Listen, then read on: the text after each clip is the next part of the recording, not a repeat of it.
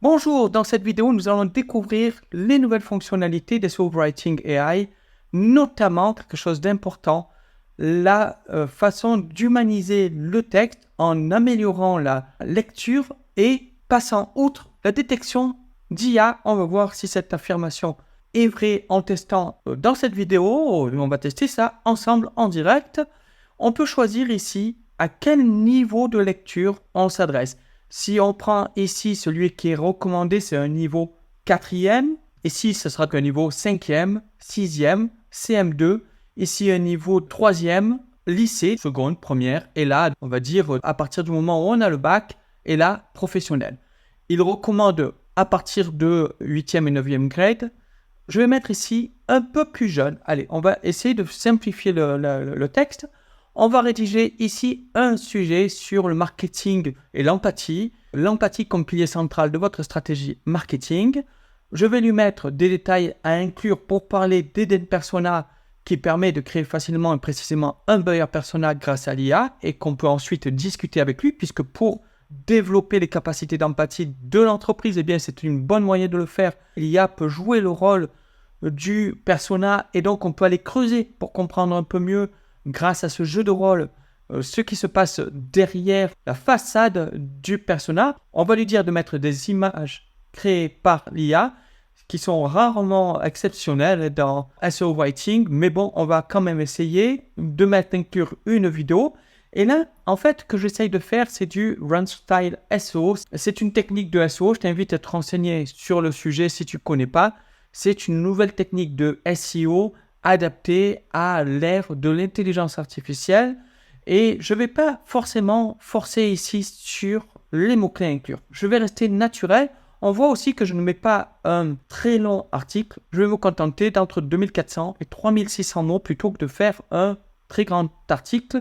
Je ne veux pas faire justement un skyscraper. Je ne veux pas faire un article super long. Je veux faire plus d'articles qui abordent différents points qui montrent un peu plus l'expertise.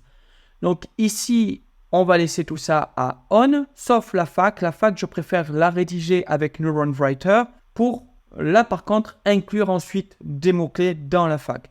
Donc là, à la fac, je mets non. Ici, c'est des fonctionnalités qui sont de l'abonnement supérieur à celui que j'ai, donc je ne le mets pas. Par contre, connecté au web, deep web, oui, je veux que ça soit deep web. Je veux que ça mette une citation et je veux que ça me mette les liens de source, on va les mettre sous le nom de lien. Je veux la source pour pouvoir vérifier que ce qui est dit, c'est pas du bullshit. Et puis, pour pouvoir aussi mettre les liens dans mon article, ça sera plus sérieux. Je lui ai indiqué de mettre une accroche avec une anecdote, voilà, dans l'introduction.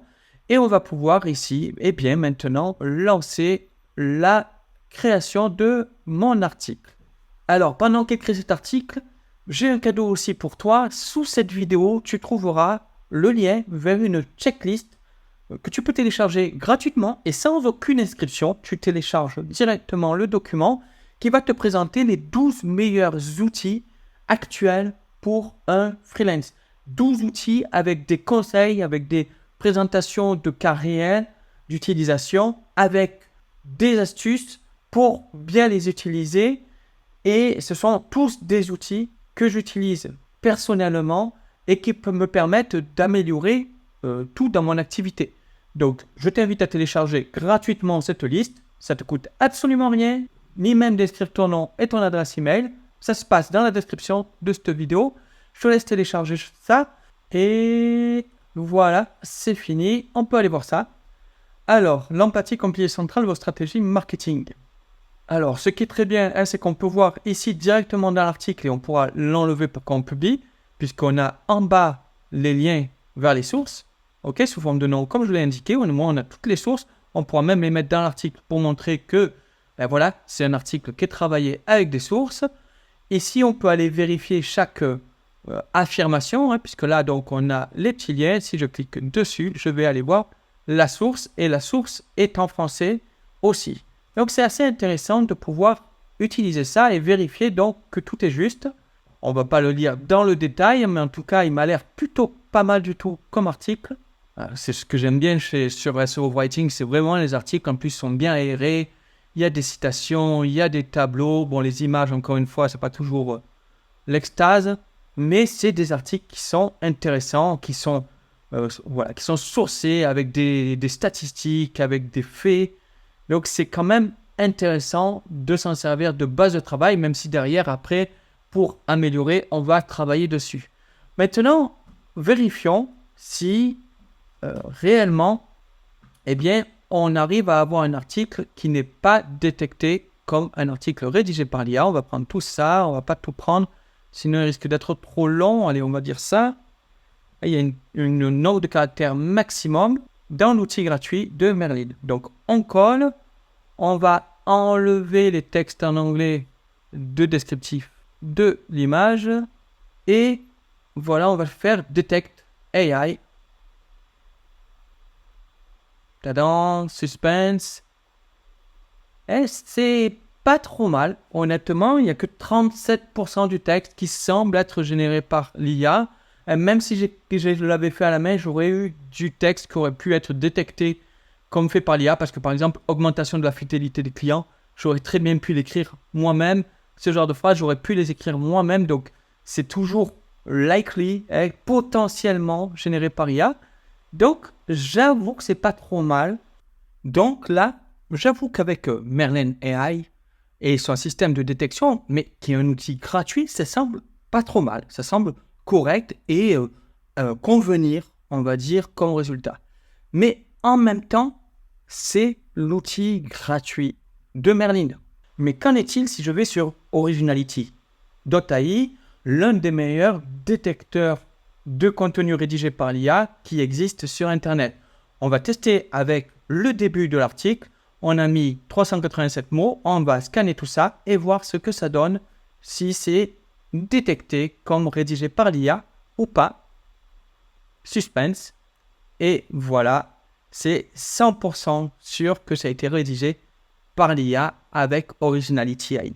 Donc, je maintiens, attention, les outils de rédaction avec l'IA sont très bien pour pouvoir justement lancer la machine, mais surtout si tu es rédacteur, jamais utiliser de bout en blanc ce que tu as eu par l'IA. Ça te sert de base pour travailler toi-même.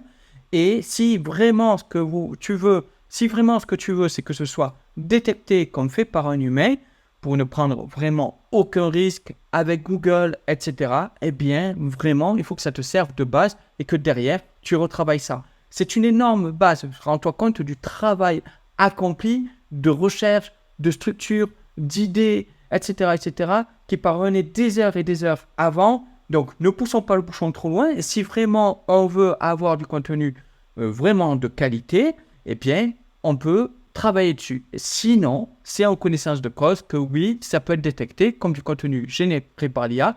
Est-ce que c'est suffisant pour l'exposer sur ton site? Il n'y a que toi pour le savoir, il n'y a que toi pour le voir. Donc, j'espère quand même que ça te sera utile, non seulement pour voir d'un côté quand même ce que peut faire donc SEO Writing AI comme contenu vraiment de qualité, mais qui reste donc du contenu rédigé par IA et détectable comme rédigé par IA. N'oublie pas donc, tu as sous cette vidéo la liste des 12 outils indispensables pour un freelance aujourd'hui et tu peux la télécharger directement sans t'inscrire. Donc, je t'invite à découvrir ça avec les conseils qui l'accompagnent et je te dis à très bientôt.